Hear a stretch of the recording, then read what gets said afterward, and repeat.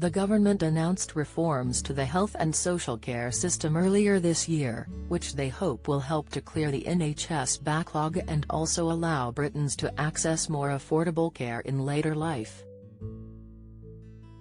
The Chancellor Rishi Sunak has faced criticism over how poorer people will be impacted, particularly after a recent change in the plans.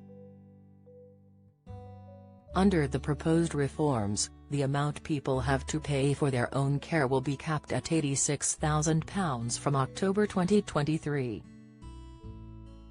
However, the original plans have been altered, meaning people on lower incomes will take considerably longer to reach the £86,000 limit, as any state help they receive will not count towards this. The Department of Health and Social Care has admitted this represents a departure from the original proposals, and the move is set to save the government around £900 million a year from 2027. Shadow Chief Secretary, Pat McFadden grilled the Chancellor on tax changes which he said will impact people who have less assets. Speaking in Parliament on Tuesday, Mr. McFadden said, "It takes some doing come up with an inheritance tax aimed at people in the lowest value properties, but that's exactly what the Chancellor and the Conservatives have done with the way that they've designed a social care cap." Even the original author of the policy, Sir Andrew Dilnot, said that the changes the government has made mean, and I quote, "the less well-off will not gain any benefit from the cap. When it comes to tax, look at what they, the Conservatives, do, not what they say." Why is the Chancellor imposing a tax rise on almost everyone to pay for a policy that will hurt those with the lowest value properties in the country? In response, Mr. Sunak outlined the benefits of the government's health and social care reforms, which the tax rise will help to pay for. He said, "Our social care reforms will benefit millions of people up and down the country because they will remove the anxiety that the entirety of your assets can be swamped by ever-escalating social care costs." But that is not all they do, and this is important to recognize. They also invest in the social care workforce, £500 million over the next few years to help skill, train and provide development for the social care workforce that will benefit all of us. They also, critically, will help us tackle the social care and elective backlog that has built up. I'm sure everyone in this House will want to see that. The waiting list was scheduled to get to unprecedented levels.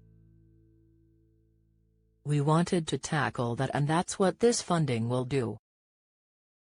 Another issue raised by the Shadow Chief Secretary was that of inflation, which is a growing concern for millions of Britons, as it is predicted to continue rising and pushing up the cost of living.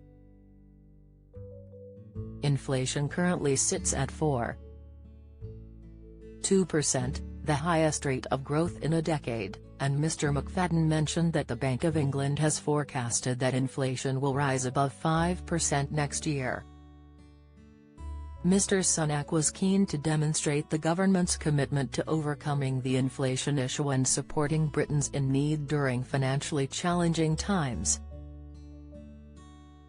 He said, "With regard to the winter and energy prices, of course, many people are anxious about inflation. It's something we're grappling with.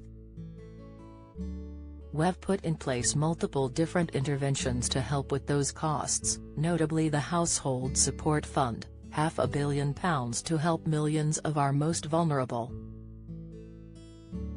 That comes on top of the existing support that we have, whether it's the pensioners or those on lower incomes, to help with energy bills that are already in place. There are currently schemes in place which allow vulnerable people, such as the elderly, to reduce their energy bills, such as the Warm Home Discount and the Winter Fuel Payment, which the Chancellor referred to. However, these benefits have come in for criticism of late, as the amount of money provided by them has not increased in the last decade. Mr. Sunak concluded, "This government remains committed to helping people with the cost of living, and we will continue to look at the situation carefully."